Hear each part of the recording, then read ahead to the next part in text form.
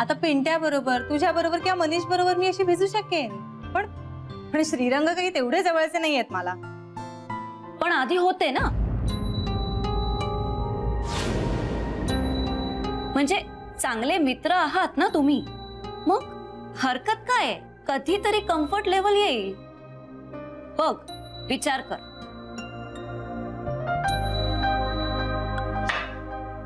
मला नाही पटत आहे. काही बोलतेस तू?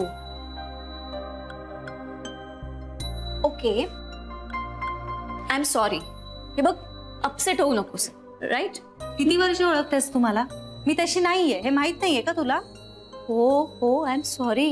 हे बघ, श्रीरंगना फक्त त्यांच्याशी बोलायला कुणीतरी हवंय असं मला वाटत होतं. त्यांना प्रेयसीची गरज नाहीये अगं. त्यांचं खूप प्रेम आहे कुणावर तरी. आता त्यांना कुणाशी तरी बोलावंसं वाटतंय. त्यांना कदाचित कुणाची तरी मैत्रीची गरज आहे आणि तेच मला जाणवलं, म्हणून मैत्रीचा हात पुढे केला मी त्यांच्या समोर, पण तोही अंतर राखून. हो, आय एम सॉरी. माझं चुकलं. हे बघ, आय एम रिअली सॉरी. पण तू इतकी का चिडतेस जान्हवी? तू एवढी चिडचिडी नव्हतीस. सैरभैर होते मी. म्हणजे मला काही कळत नाहीये, कुठल्याच गोष्टींची टोटलच लागत नाहीये ग. म्हणजे मला माहिती नाही हे तुम्हाला कितपत कळतंय, पण मला कळतंय माझा काहीतरी घोळ होतोय, काहीतरी बदललंय. म्हणजे मी आधी काय बोलले आणि आत्ता मला काय वाटतंय यात खूप तफावत आहे. नाही पाळू शकत आहे मी दिलेला शब्द. माझे विचार ड्रास्टिकली बदललेत. ओके, पण असं का वाटतंय तुला? कशामुळे? अनिल राव, मी हो म्हणाले होते ना त्यांना, मग आज मी माझी कमिटमेंट का पाळू शकत नाहीये? आणि श्रीरंगनी हे कसं ओळखलं की मी माझा दिलेला शब्द नाही पाळत? हो ग, खरं आहे ना, अनिल रावांना मी शब्द दिला होता, पण मी काय करू? माझं मन मला दूर लोटतंय त्यांच्यापासून. ते कितीही चांगले वागत असले तरी मला आमच्यामध्ये अंतर जाणवत राहतं. हे बघ, तो विषय सोडून दे, ते महत्वाचं नाहीये. तू आत्ता ना फक्त स्वतःवर कॉन्सन्ट्रेट कर. तुला आहे ना, मला माहितीये विसरते ना मी काहीतरी. अगं, बँकेत काम करते मी, बरेच जॉईन झाले ना, तेव्हा पेइंग स्लिपवर 2014 बघून दचकले होते. कळत नव्हतं काही, पण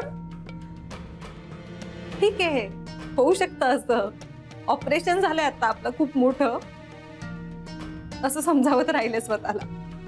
पण आता ना माझ्या मेंदूवरचा ताण वाढतोय गीता. मला माहितीये काहीतरी बिघडलंय. ह्या सगळ्यानंतर काही गोष्टी आहेत ज्या पुसल्या गेल्यात.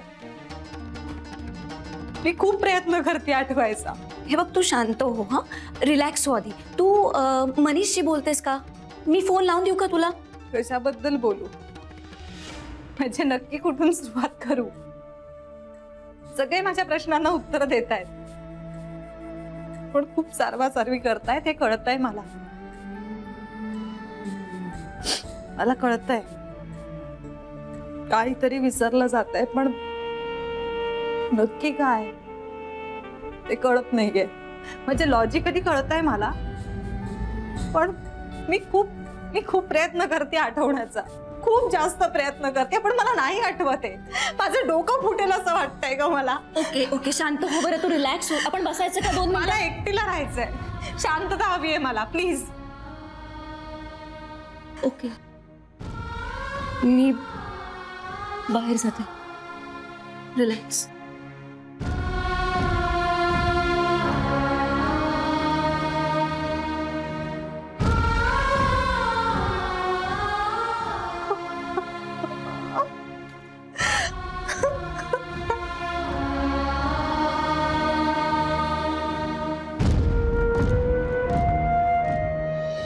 काय गीता, तू कशाला उगाच तिला श्रीवरनं चिडवायला गेलीस? अरे मी नाही चिडवलं मनीष, मी फक्त विषय वेगळाच सुरू होता, ती अचानकच अपसेट झाली. हो, हल्ली होतंय तिचं जरा असं. मनीष पण तिला जाणवतंय. अरे म्हणजे काहीतरी विसरते असं जाणवतंय तिला. तसं म्हणाली ती मला, स्मृतीतून काहीतरी पुसलं गेलंय असं वाटतंय तिला. काय सांगतेस तू गीता? हो, आणि ना ती हे म्हणत होती की अनिलला आधी होकारच द्यायला नको होता, पण आता नकार देऊन स्वतःचे शब्द का फिरवतेय हेही कळत नाहीये तिला. आता अनिलचा विषय कशाला काढलास तू? अरे मी नाही काढला. गीता, जान्हवीशी बोलताना जरा भान नको का ठेवायला? उगाच तोंडून काहीतरी निघून गेलं तर काय करणार आहोत आपण? मनीष प्लीज चिडू नकोस ना. बघ मी तिला काहीच सांगितलेलं नाहीये, तिला तिचंच जाणवलं. हे सगळे विषय तिनेच काढले माझ्या समोर. मलाही धक्काच बसला, कारण ती इतक्या त्रासातून जाते, इतका विचार करते हे मलाही माहिती नव्हतं. आजच्या आधी बोललीच नाही ती असं कधी, मग मला कसं कळणार? हो, नाही तेही आहेच, पण बरं झालं तू मला हे सगळं सांगितलंस. ते मी बोलतो श्रीशी. मनीष पण तू माझ्या नाही चिडलोय तुझ्यावर, आपण बोलू नंतर. Bye bye.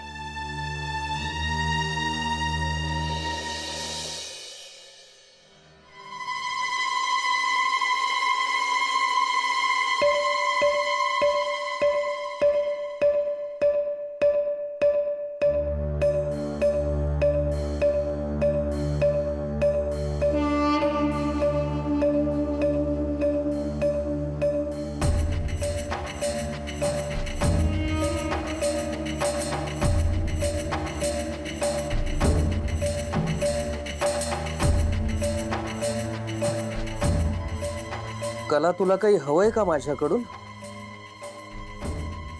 म्हणजे तसं असेल तर आत्ताच सांगतो की ते काही होणार नाही. असं का मला सारखं बोलताय? आणि काय करते मी?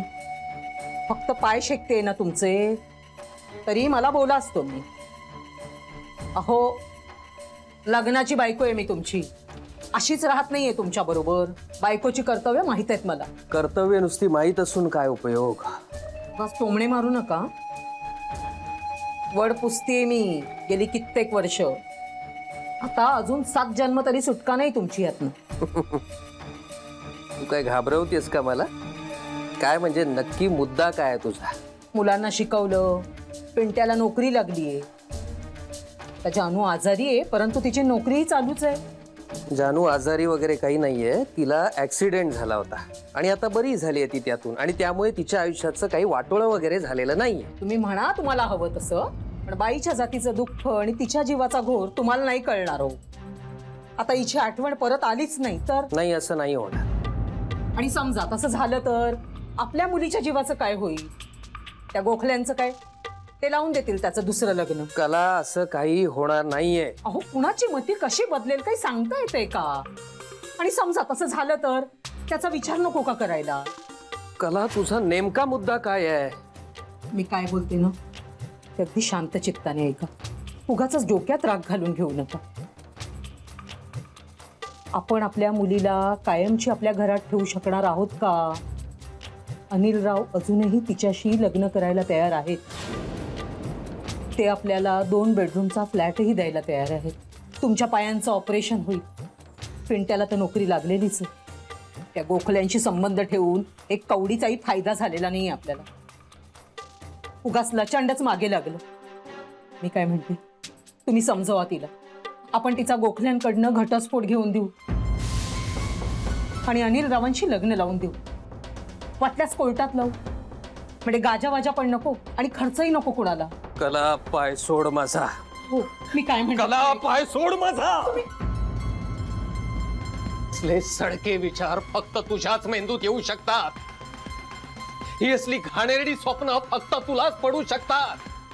ग, श्रीरंगरावांशी लग्न झालंय तिचं.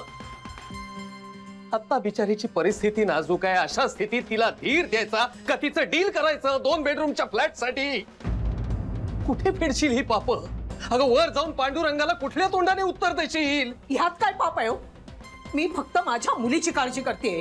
तुमच्या नजरेतच दोष आहे. तुम्हाला मी जे काही करते ना त्यात सगळं वाईटच दिसतं. लाज वाटते मला. लाज वाटते तुझी. तुला तुझी लाज वाटतच नसेल आणि माझी अपेक्षाच नाहीये तशी. अगं जानूमुळे माझे दोन्ही हात आता दगडाखाली आहेत म्हणून तुला घरातून बाहेर काढायला जीव धसत नाहीये माझा. पण एक सांगतो तुला, जानूचा डिव्होर्स होणार नाही. हे जितकं खरं आहे ना तितकंच आता या क्षणी मी मनाने घटस्फोट दिलाय तुला, हेही खरं आहे. पाप आहे तुझ्यासारख्या बाईशी बोलणं म्हणजे सुद्धा. माझ्या मुलीचा सौदा करायला निघालीस तू. पुन्हा एकदा सांगतो तुला, माझे गुडघे अधू आहेत, मेंदू अधू नाहीये. माझ्या मुलीकडे वाकड्या नजरेने बघणाऱ्याला मी शासन केल्याशिवाय राहणार नाही, तेवढी हिंमत आहे अजून माझ्यात. तेव्हा जानूशी तू कशी वागू शकशील असा विचार सुद्धा मनात आणू नकोस. काय काय बोलताय तुम्ही? काय बडबडताय काय तुम्ही? माझं ऐका ना. मला तुझं काही ऐकून घ्यायचं नाहीये आणि आता आयुष्यात मला तुझ्याशी एकही शब्द बोलायचा नाहीये.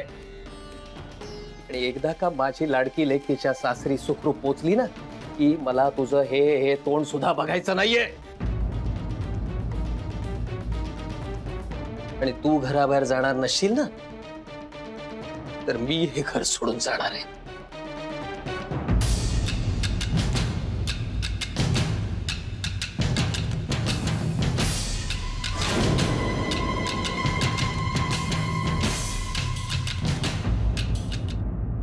खूप अस्वस्थ झाली श्रीती. तिला हे सगळं आधीपासून जाणवत होतं, फक्त या बाबतीत ती आता मोकळेपणाने गीताशी बोलायला लागली. तिचा तो तारखांच्या बाबतीतला होणारा गोंधळ, वर्ष न आठवणं, आपटेशी ठरलेलं तिचं लग्न, हे सगळं तिने गीताला सांगितलं. फ्रँकली स्पीकिंग, आपटेशी जे तिचं लग्न ठरलं होतं त्याचा जान्हवीला खूप त्रास होतोय, खूप गिल्ट वाटतंय तिला त्याचा. श्री, हे सगळं मागे सारून ती खूप पुढे निघून आली, हे आता तिला आठवायला हवं. जुन्या गोष्टींचा नव्याने त्रास करून घेते रे ती. ऍट द सेम टाइम ती एक एक पाऊल पुढे चालली आणि याचं आपल्याला बरं वाटतंय.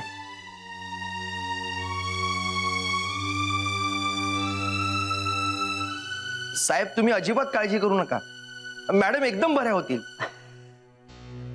नाही, काळजी नाही रे, ती बरी होणाऱ्यात शंकाच नाहीये. मनीष, जान्हवी नेहमी एक वाक्य म्हणते. ती म्हणते की आठवणी विसरता येतात, प्रेम प्रेम विसरता येत नाही. ते वाक्य किती खरं आहे हे आता कळतंय मला. अरे बघ ना, तिचं मन तिला प्रेम विसरूच देत नाहीये. तिच्या बुद्धीतून मी पुसला गेलोय, पण तिच्या मनात कुठेतरी खोलवर अजूनही मी आहे. तिच्या भावनांमध्ये मी आहे. पण मनीष, मला ना हल्ली एक वेगळीच शंका यायला लागली. म्हणजे जान्हवी अनिल आपटेचा एवढा का विचार करते, किंवा त्याला दिलेला शब्द मोडताना तिला इतका त्रास होतोय. याचा अर्थ असा की तिला घरातनं प्रेशराईज केलं जातं, तिच्यावर दडपण आणलं जातं अशी भीती वाटते मला. बरोबर आहे तुझं. मी त्या आपटेला आमच्या चाळीपाशी बघितलं ना तेव्हाच मला शंका आली होती. अत्यंत नीच माणूस आहे रे तो. साहेब, तसं असेल ना तर चाळीतली पोरं घेऊन जातो आणि आता त्याचे हातपाय तोडून येतो. एक मिनिट, असं आपल्याला आता काही करायचं नाहीये. त्याचा बंदोबस्त करायचा आहे आपल्याला. पण जरा थांब. हा मनीष, तू गीताला सांग की जान्हवीशी बोल म्हणावं. तिला म्हणावं जरा माहिती मिळव, म्हणजे अनिल आपटे तिला सारखा सारखा भेटतोय का, किंवा भेटल्यानंतर तो काय बोलतोय, ही सगळी माहिती गोळा कर. आणि प्लीज, तिचा मूड बरा नसेल तर विचारू नकोस म्हणावं. म्हणजे तिच्या कलानं घेऊया आपण जरा. तिला त्रास नको व्हायला. हा, चौकशीचा उगाच भडीमार नको. ठीक आहे, सांगतो. ऐक, सिरियसली तिला सांग हे की तिच्या कलानं घे, सांभाळून घे म्हणावं. नको काळजी करूस, बोलतो. साहेब, माझे हात शिवशूत आहे. त्याला ठोकून काढायची खूप दिवसापासूनची इच्छा आहे माझी. ए बाबा, नंदन, थांबा जरा थांबा. आपल्याला गरज नसताना कुठलाही राडा वगैरे घालायची गरज नाहीये. तिच्या ऑपरेशन नंतर तो फक्त तिला भेटायला गेला, हे एवढंच कारण पुरेसं नाहीये. हे एवढं सगळं करायला नाही, नको.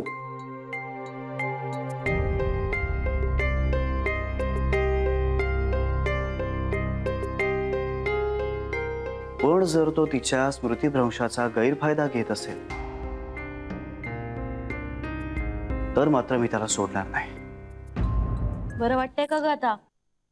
आता पड थोडा वेळ आणि संध्याकाळी जरा साधच जेव. पित्त झालंय का ग? हो अगदी घण घातल्यासारखं वाटतंय हो. आई औषध घेऊ का हो काहीतरी? अगदीच असह्य झालं तर घे. काय ग आज लवकर आलीस? हो ग, सारखं वाकून काम करून करून ना मान आणि खांदा दुखतोय जाम. चेपून देऊ का ग? देशील प्लीज, थँक्स. केस पुढे. सरू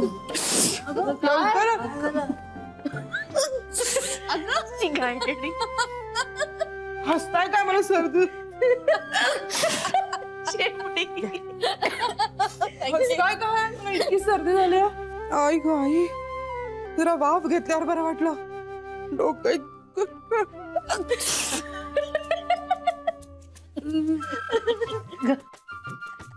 हसायला काय झालं?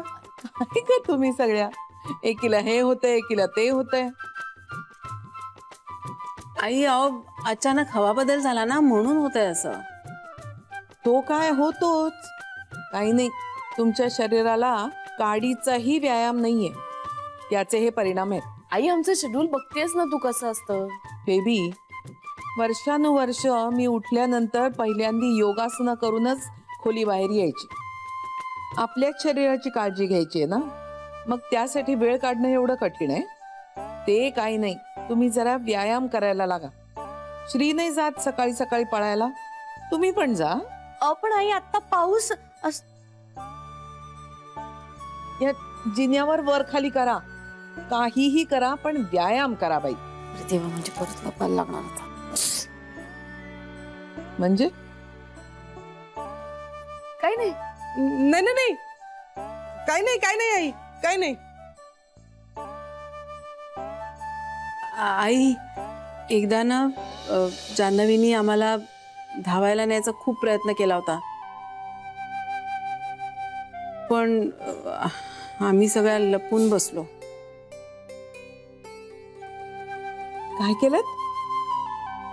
आम्ही ना बसलो, पण ती हिची आयडिया होती. माझी कुठे? बेबीच म्हणाली.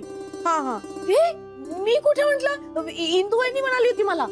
हा हा, कुणाची का असे ना, पण तुम्ही लपून बसलात. जान्हवी आग्रह करेल म्हणून. कठीण आहे हा. पण आम्ही नंतर कबूल केलं तिच्याकडे. आई पण जान्हवी आमच्यावर चिडली नाही. ती म्हणाली मी वाट बघीन, कधी ना कधीतरी तुम्ही यालच माझ्या बरोबर जॉगिंगला. मग आता जा, ती परत येईल तेव्हा तिला आश्चर्याचा धक्का द्या. आई आम्हाला कोणाला व्यायामाची आवड नाहीये हो. नर्मदा, असं करून कसं चालेल? घरातल्या सगळ्यांनी चांगलं अन्न खावं म्हणून इतकी धडपडतेस आणि स्वतःच्या तब्येतीची हेळसांड करतेस. व्यायाम न करणं ही तब्येतीची हेळसांडच आहे. बरं, मी म्हणते म्हणून नका जाऊ. जान्हवी म्हणाली होती म्हणून तरी जा.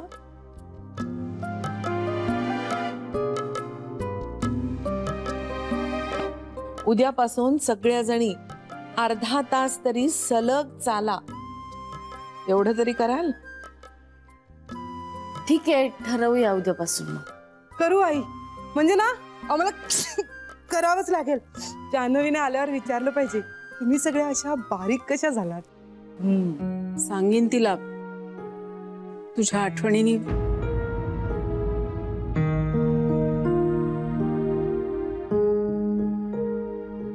नर्मदा, सॉरी सॉरी, नाही असं नाही बोलणार, नाही म्हणणार असं. आता जान्हवी परत येईल ना तेव्हा आम्ही सगळ्या जॉगिंगचे कपडे घालून तयार राहू आणि तिची वाट बघू. हा, आणि सांगू तिला की आम्ही तिच्याबरोबर जायला तयार आहोत. हो ना? म्हणजे हो.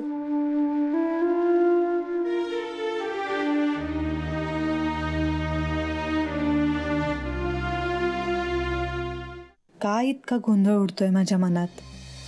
अनेक गोष्टींची कनेक्शनच लागत नाहीयेत, तर्क लागत नाहीयेत. सतत सतत प्रत्येक बाबतीत असं वाटतं की मी काहीतरी मिस करतेय.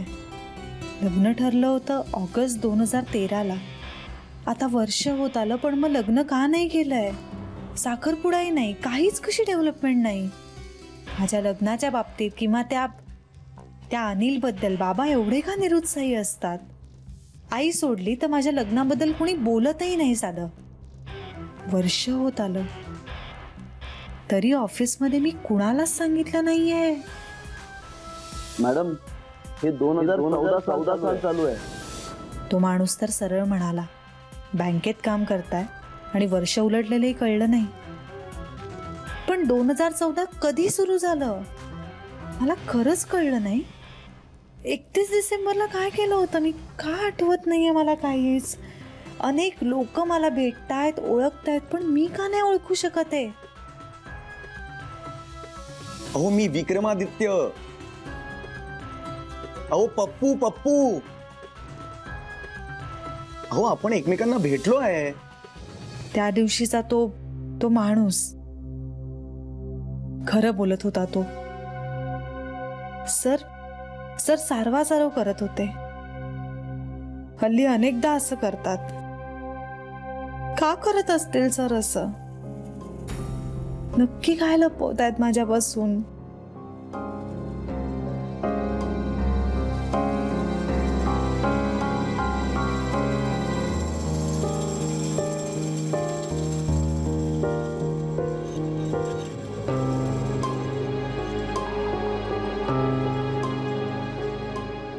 मिस जानवी, काय उदास होण्याची मक्तेदारी माझी आहे?